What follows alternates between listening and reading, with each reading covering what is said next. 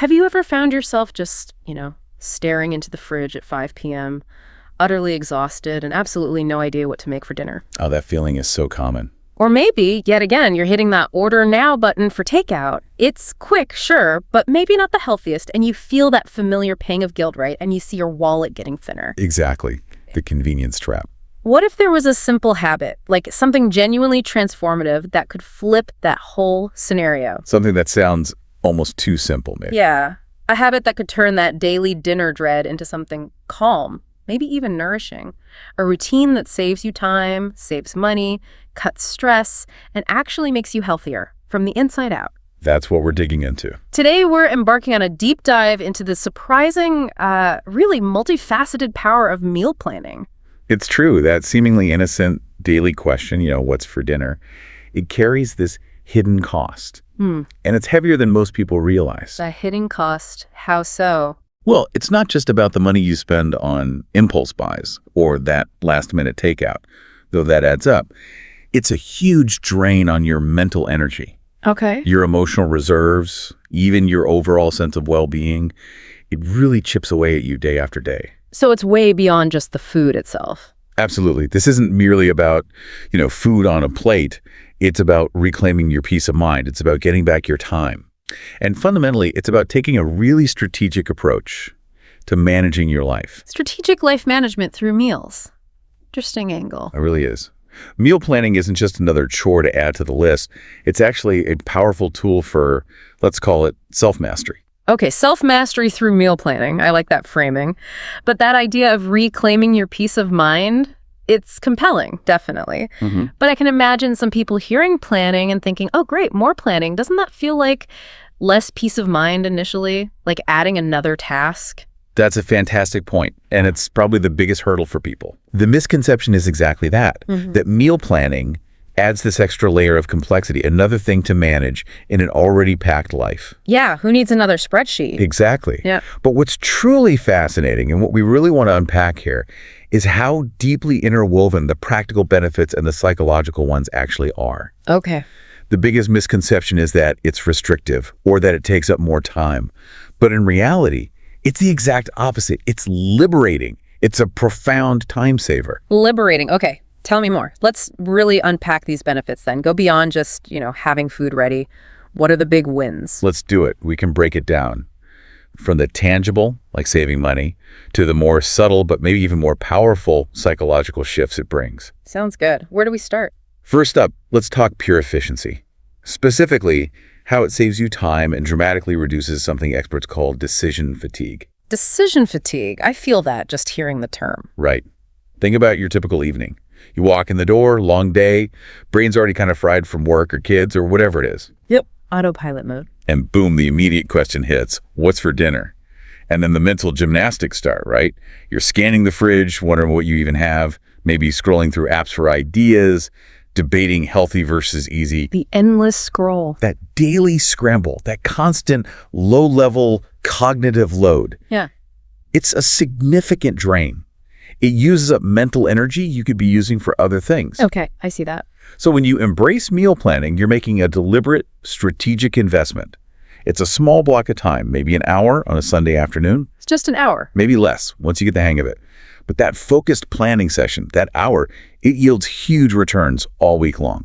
Okay, what kind of returns are we talking? Like actual time saved? We're not talking tiny savings here. Studies, anecdotal evidence, it all consistently shows people who meal plan regularly save, on average, about 3 hours per week. 3 hours? That's significant. Where does that time actually come from? It's multifaceted.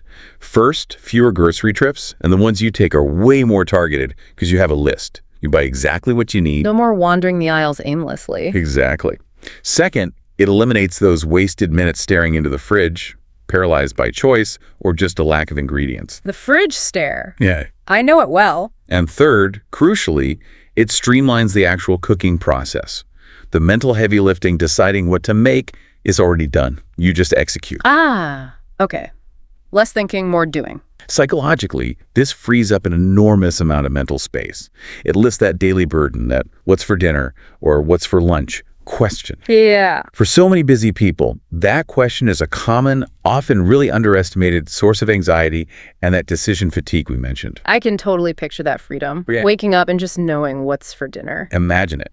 Knowing your next couple of meals are sorted, ingredients ready, that's a total game changer for your mental bandwidth. You get that energy back. I can absolutely see that feeling of dread, thinking about dinner when you're already wiped out. It's so real. And that's exactly when you reach for something quick, but maybe not so great for you, right? Precisely. It's the path of least resistance when your willpower is low. So beyond just saving that mental energy, how does this translate into actually eating healthier? Yeah. And boosting mental well-being? Those are huge claims. This is where the impact gets really profound, and it creates this amazing virtuous cycle. Okay. A balanced diet, one that's consistently rich in, vibrant vegetables, lean proteins, essential nutrients. It doesn't just nourish your body, it directly improves your sense of well-being. It can significantly lift your mood. Food and mood, they're definitely connected. Deeply. By planning your meals, you are actively choosing nutritious recipes and ingredients. You're taking control. You're not just defaulting to whatever's quickest or most convenient because you're tired or rushed or unprepared. Right, you're being intentional. Yeah, and this is critical. Some research suggests a tiny fraction, like less than 0.1% of restaurant meals are considered ideal quality. Wow, less than 0.1%. That's stark. It is, and it's not about bashing restaurants. It's about their model. They often optimize for taste, cost, shelf stability, which usually means more sugar, sodium, unhealthy fats, processed stuff. And less of the fresh stuff. Often, yes.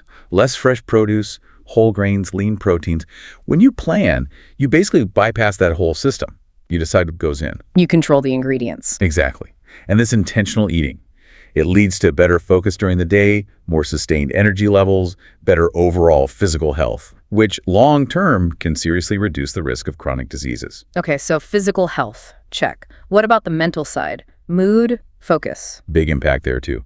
Proper nutrition helps stabilize your blood sugar. That prevents those mood swings, right? The afternoon slumps, the fatigue that hits when you eat poorly or irregularly. Yeah, the sugar crash is real. Totally. Even mild dehydration affects mood and concentration. And planning often makes you more mindful of fluids too. And think about specific nutrients for brain health. Like what?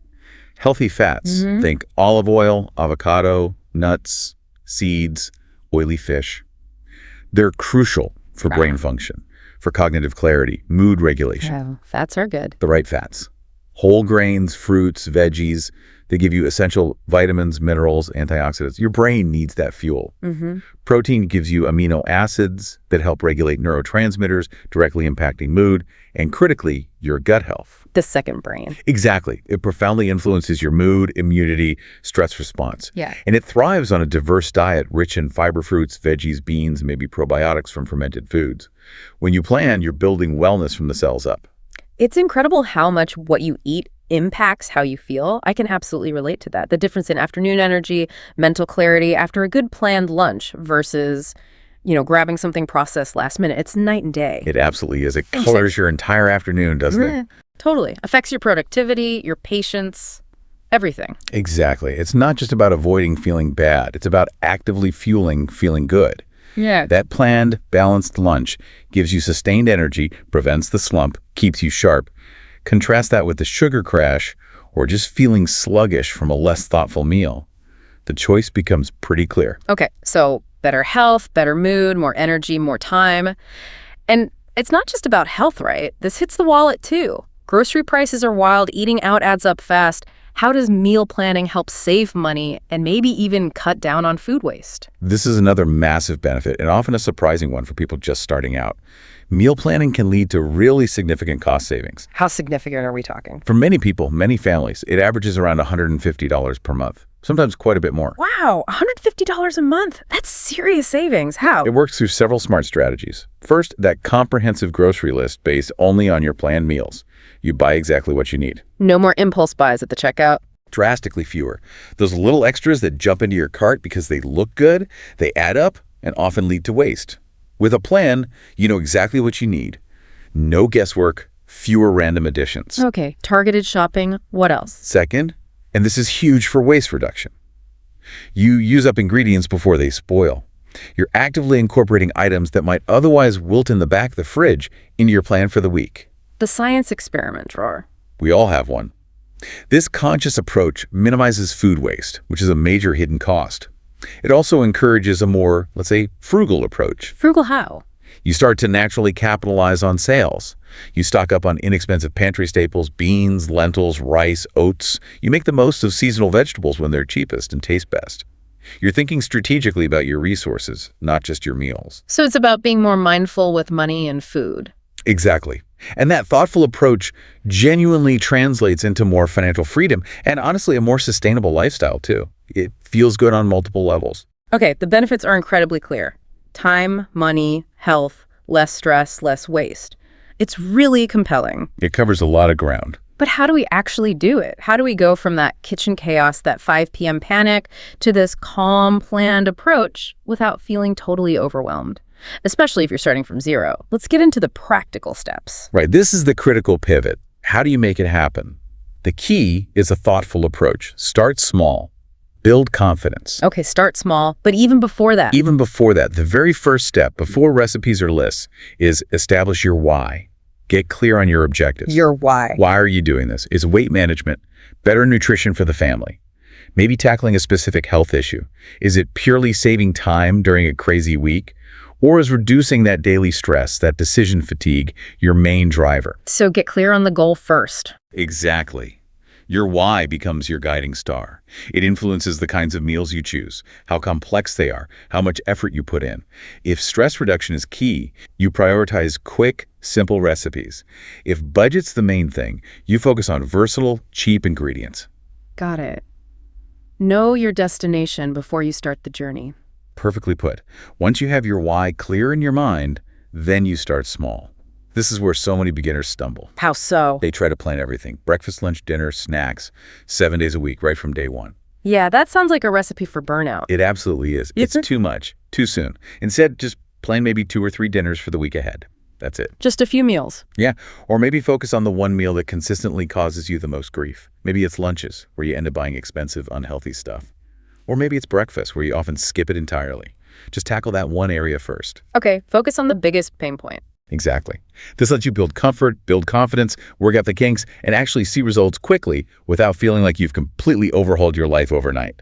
Small wins build momentum. That makes so much sense. Don't try to boil the ocean on day one. Okay, so you know your why. You've picked a small starting point. What about the actual method? Pen and paper? An app? Does it matter? It absolutely boils down to personal preference, honestly. And both methods have really distinct advantages, depending on you. Okay, break it down for us. Paper versus digital. If you like paper, you get that tactile, almost meditative experience. Writing things down, sketching it out, it's a nice break from screens, right? Definitely. Less blue light. And you have total freedom to customize. Grids, colors, whatever system works for you. Plus, it can reduce distractions. No notifications popping up while you're trying to plan. Okay, pros for paper. Tactile, customizable, focused. What about digital? Digital offers incredible convenience and some really powerful features. Reminders are huge. Reminders, like get an alert Thursday night to thaw the chicken for Friday's dinner, or a reminder Tuesday evening to chop veggies for the next couple of days. oh, that's smart. Takes the remembering off your plate. Exactly. Yeah. Digital tools often sync with your calendar too, so you can plan meals around appointments, soccer practice, date night, whatever. Integrates with life. Plus, cloud backup means you don't lose your plans. You can easily repeat successful weeks, search for recipes you used before, even share plans with family members, and it's always there on your phone. Okay, convenience, reminders, integration, searchability, lots of pros there too. Absolutely. The best method. It's simply the one you'll actually stick with consistently. Try both out. See what feels right for you. Right. The best system is the one you use. Makes sense. So whether it's a notebook or an app, consistency is key. And speaking of consistency, how important is actually scheduling time for this? Like putting it in the calendar? Crucial. Absolutely crucial. Think of meal planning and prep like any other important appointment. A meeting with yourself for your well-being. If you don't schedule it, it's just too easy for it to get shoved aside by everything else that feels more urgent in the moment. Life gets in the way. Always. So allocate a specific recurring time each week. Sunday morning, maybe Sunday afternoon, whatever works.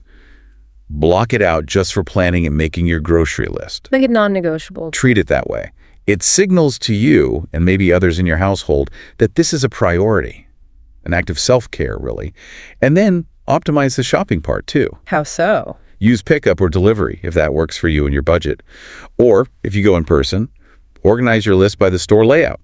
Produce, then dairy, then aisles, whatever the flow is. Minimize that running back and forth. The grocery store zigzag again? Avoid it. Yeah. Save those precious minutes.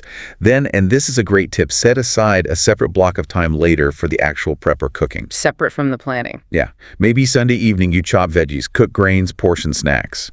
Breaking it into 2 phases plan shop, then prep cook makes it feel way less daunting. Prevents that mental fatigue of trying to do it all at once. That's really smart.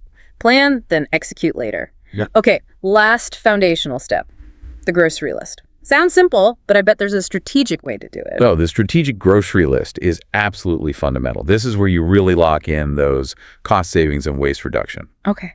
How do we make it strategic? Step 1, often skipped, but so important.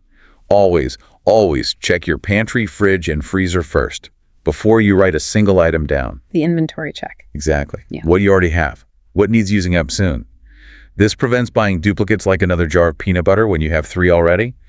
And it makes sure you use older stuff first. Right, use what you have. Once you've done your inventory and you have your planned meals for the week, create your shopping list based only on the ingredients you need for those specific dishes. Stick to the plan. Be disciplined. This stops impulse buys, keeps you focused in the store, and directly leads to those savings we talked about. It's like a treasure hunt in your own kitchen before you even leave the house. A really powerful act of conscious consumption. Okay, foundation laid. We know our why. Started small, picked a method, scheduled time, mastered the strategic list. Now, how do we refine this? Keep it exciting, efficient, beneficial, especially when life throws curveballs. This feels like where the art comes in. You're absolutely right. This is where we move beyond mechanics into mastery. We look at advanced strategies, navigate common hurdles, and make sure this habit sticks long-term without feeling like a burden. Okay, what's the first challenge people usually hit once they get going? A big one is boredom. Meal repetition. Nobody wants to eat the exact same thing 5 days in a row, right? Even if it's healthy. Definitely not. Food fatigue is real. So the key is prioritizing variety, but cleverly. Not necessarily cooking brand new, complex meals every night. That's exhausting. So how do you get variety without tons of extra work? Think versatile ingredients. Instead of planning 5 distinct meals, maybe batch cook components, roast a big chicken on Sunday, cook a large pot of quinoa or brown rice, roast a tray of mixed vegetables. Okay, like building blocks. Exactly. Then repurpose these blocks. Shredded chicken goes in a salad Monday, tacos Tuesday, maybe a soup Wednesday. Quinoa is a base for a grain bowl one day, a side dish the next, maybe mixed with beans for veggie burgers later. Ah, mix and match. I like that. Less rigid. Much less rigid, much more flexible. To keep inspiration flowing, actively seek out new ideas. Food blogs, social media, cookbooks. Keep a running list. A must-try list. Yeah, and a go-to list of family favorites, work. Mix it up. Consider theme nights, meatless Monday, stir-fry Friday, or plan around seasonal produce and what's on sale. That naturally introduces variety and saves money, too. Using seasonal stuff makes sense, usually tastes better, and it's cheaper. Exactly. It prevents that feeling of being stuck in a rut. Okay, variety covered. What about the actual cooking and storage? Making that efficient seems key for busy people. Absolutely. Smart cooking and storage are your best friends here. For cooking, lean into batch cooking. Choose recipes that scale up easily. Like what kind of recipes? Casseroles are great, often yield 6-8 servings, less active cooking time, one-pot meals, soups, stews, chilies, sheet pan meals, protein and veggies roast together, minimal cleanup. Less cleanup is always a win. Always. And multitask while things are cooking. While soup simmers, chop veggies for tomorrow's stir-fry, wash greens, prepare components for other meals. Use that passive cooking time actively. Smart use of time. And what about leftovers? Think planned overs, not just leftovers. Intentionally cook extra portions specifically for future meals. Lunch the next day, or freeze a portion for a crazy night weeks from now. Planned overs. I like that term. But always label and date everything you store. Freezer tape and a marker are essential. Prevents mystery meals later. Good point. So freezing is obviously a big part of this strategy. Best practices. How do we keep food safe and tasting good? And what doesn't freeze well? Freezing is a meal planner's superpower. Seriously. Cooked food is technically safe indefinitely at 0 degrees F or megas 18 degrees C. But for best quality flavor, texture aim to use it within, say, 3 to 6 months. Okay, 3 to 6 months. Got it. Any key steps for freezing? Yes. Cool food first. Yeah. at least to lukewarm. Don't put piping hot food straight into the freezer. Why not? It raises the freezer temp, affecting other food. Plus, it creates condensation, ice crystals, that leads to freezer burn and ruins the texture. Cool it down first. Maybe spread it thin on a tray to speed it up. Okay, cool first. Then how about thawing? Safest way is in the fridge. Transfer it 1 or 2 days ahead. Bigger portions take longer. Never, ever thaw on the counter. That's the bacterial danger zone. Fridge only. Got it. And reheating. Stovetop or oven usually give the best quality, helps restore texture. If you microwave, use lower power. Stir often for even heating. For creamy sauces that might separate, add a splash of milk or broth, maybe a little butter to bring it back together. Good tips. Now, what about foods that just fail in the freezer? Yeah, some things don't bounce back well. High water content stuff often gets mushy or watery. Think leafy greens for salads, they'll wilt badly. Cooked pasta can get too soft. Spaghetti squash gets stringy. Mashed potatoes can turn grainy. So avoid freezing those. Not necessarily avoid, but manage expectations. Yeah. They might not work for their original purpose, but that mushy spinach is fine in soup. Thawed pasta works in a baked casserole. Those grainy potatoes can top a shepherd's pie. It's about knowing how to repurpose them. Adapting. Makes sense. Okay, a really common problem. Dry, reheated chicken. It just never tastes as good. How do we fix that? Ugh, yes, the dreaded warmed-over flavor. It's a common complaint, but definitely preventable. Please tell us how. Rule 1. Don't overcook it initially. Use a meat thermometer, aim for 165 degrees FE, 74 degrees C, then stop. It keeps cooking a bit after. Okay, don't overcook. Second, marinades are your friend. Acid, lemon juice, vinegar, and oil help keep it moist and add flavor that survives reheating. Marinades, got it. Third, consider using chicken thighs instead of breasts for meal prep. Dark meat has more fat, it's more forgiving, stays moister, tastes richer even reheated. Thighs over breast for prep. Interesting. And finally, reheat gently. Avoid blasting it in the microwave. Pan reheat with a splash of broth for steam. Or serve it cold in salads or wraps. Or just stir cold, cooked chicken into the hot rest of the meal right at the end to warm through without direct reheating. Lots of strategies there. Okay, what about the containers themselves? Plastic, glass? Does it make a big difference? You can definitely start with what you have, old takeout tubs, jars. But for long-term planning, good containers help. Plastic is cheap, light, durable, won't break easily. Downsides of plastic? Can't stain. Hold odor sometimes. Some people worry about heating food in plastic. Best practice is usually to transfer to a plate if microwaving. Okay. And glass? Glass is great. No stains, no odors. Eco-friendly, generally safer for reheating, often oven safe. Downsides of glass? Heavier, breakable, can be prone to thermal shock. Don't go straight from freezer to hot oven or vice versa. Right. And they cost more upfront. Trade-offs, either way. Any other types? Individual portion containers are super handy for grab and go and portion control. Mason jars work well for soups, salads, overnight oats. Silicone's getting popular too. Flexible, light, oven safe. Find what fits your routine and budget. Okay, lots of options. Now let's shift gears slightly to a really crucial part of healthy eating. Portion control and balanced meals. It feels like serving sizes have gotten completely out of control. You are not imagining it. We're definitely dealing with portion distortion. It's a huge, often unnoticed issue. How distorted are we talking? Think about it. A bagel today is often 6 inches across, way bigger than the old 3-inch standard that's like 200 extra calories right there. Fries went from maybe 2.5 ounces to 7 ounces, potentially 400 more calories. Sodas from 6.5 ounces to 20 ounces or more. Wow, we just got used to bigger portions. Exactly. And research shows we unconsciously eat more when given more. Our eyes override our stomachs sometimes. So how do we fight back against portion distortion without carrying scales everywhere? Visual cues. They're super helpful and easy to remember. Think common objects. Okay, give us some examples. 1 cup, like for pasta or rice, is about the size of a baseball. 3/4 of a cup, maybe yogurt, is a tennis ball. 1/2 cup chopped veggies. Fruit is like a computer mouse. 1/4 cup nuts. Cheese about an egg. Okay, baseball, tennis ball, mouse, egg. What about protein? 3 ounces of cooked meat, fish, poultry. A standard serving is roughly the size of a deck of cards. Deck of cards, got it. And fats. 2 teaspoons of oil or butter is about a ping pong ball. These aren't exact science, but they give you a good mental guide without needing measuring tools for every meal. Those are really helpful, super easy to picture. But beyond just how much, how do we ensure we're getting a balanced meal each time? It's not just quantity, right? Exactly. Yeah. Quality and balance are key.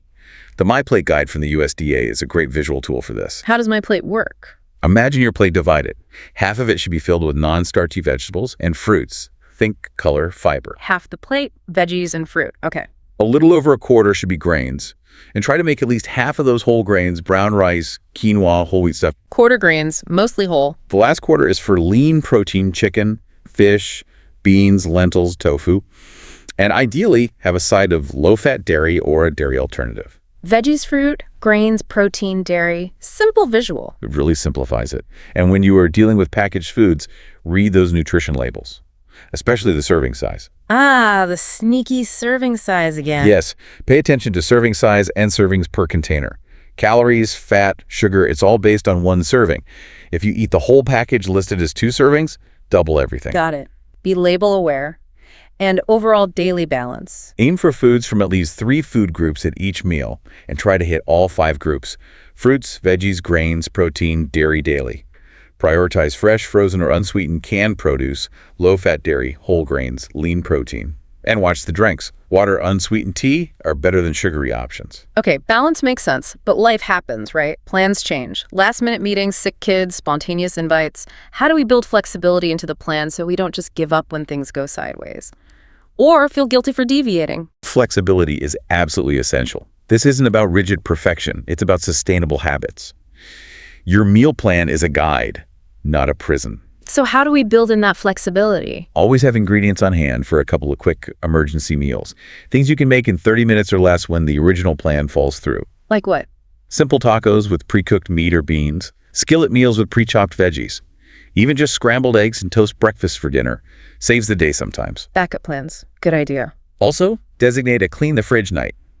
Maybe once a week, towards the end of your cycle. Get creative with leftovers, odds and ends.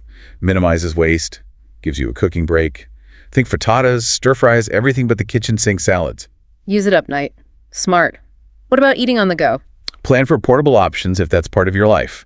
Homemade granola bars, energy balls, hearty salads, dressing separate, wraps, bowl meals. Invest in good containers, insulated bags, ice packs, maybe a thermos for hot stuff. Prepare for portability. And if eating out is unavoidable, plan for that too. Look up menus online beforehand. Make informed choices that align with your goals rather than impulsive ones when you're hungry and rushed. It's about making conscious choices most of the time, not being perfect 100% of the time. Don't beat yourself up over deviations. Okay, so we've covered the why, the how-to, making it exciting, flexible. Now let's tackle the pitfalls. Because even with the best intentions, things can go wrong. What are the common mistakes people make, and how do we sidestep them?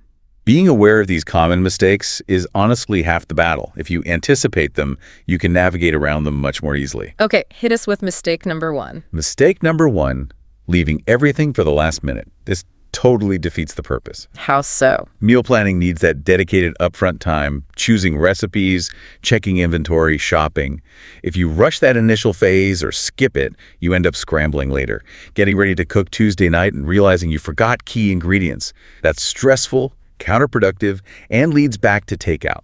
Right, you plan to save time during the week, not create more errands. Exactly. Planning requires planning time. So the solution is just schedule it properly and stick to it. Pretty much. Schedule ample, uninterrupted time. Weekend, day off, whenever works. Treat it like a non-negotiable appointment. Use that time only for selecting recipes, checking what you have, making that organized list. Make it a ritual, maybe. Yeah, put on music, have some tea, make it feel like self-care, not a chore. This deliberate planning prevents stress later. Okay, protect the planning time. What's mistake number 2? Mistake number 2, taking on way too much too soon. Especially common for beginners. The overachiever trap. Totally. You're enthusiastic, so you try to plan every single meal for the week, maybe tackle 5 complex new recipes. Gets overwhelming fast. Too much shopping, fridge overflowing, too many new habits at once, leads straight to frustration and wanting to quit. Yeah, biting off more than you can chew, literally. How do you avoid that overwhelm? Start slow. Be realistic. Just plan 1 or 2 dinners to start, or just lunches. Get comfortable with that first. And the boredom factor. If you get bored easily, focus on prepping those versatile bases. We talked about grains, proteins, roasted veggies, then mix and mash throughout the week. If you like consistency, stick with a few reliable favorites. Start at your pace, get small wins, build gradually. Sustainability over speed. Slow and steady wins the race. Got it. Mistake number 3. Mistake number 3, The disorganized shopping list, either rushing it without checking inventory first or just jotting things down randomly. Leads to buying duplicates Or the grocery store zigzag, running back and forth across the store because your list isn't organized by aisle. Waste time, adds frustration. So annoying. What's the fix? Simple but effective. Inventory first, check pantry, fridge, freezer, know what you have. Then organize the list by the store layout. Produce, dairy, dry goods, meat, frozen. Whatever order makes sense for your store. Apps can help, or just use columns on paper.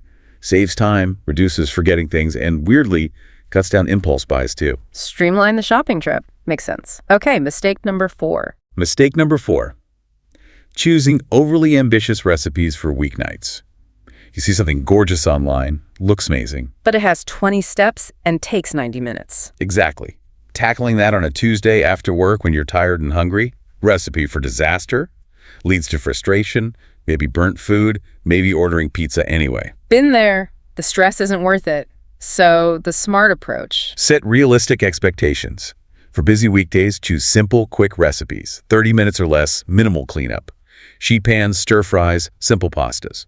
Save the complex, new, adventurous recipes for weekends or days off when you have more time, less pressure, and can actually enjoy the process. Build confidence, not frustration. Weeknights are for survival cooking, weekends for fun cooking. Got it. Mistake 5. Mistake number 5. Not planning for enough food, underestimating how much people actually eat. Especially growing kids. Or just bigger appetites. Or maybe you forgot someone was joining for dinner. You end up scrambling for more food after the main meal, which defeats the whole point and leads to unhealthy snacking or frustration. So how do you avoid running out? Seems almost worse than no plan. Read recipe serving sizes carefully before you start.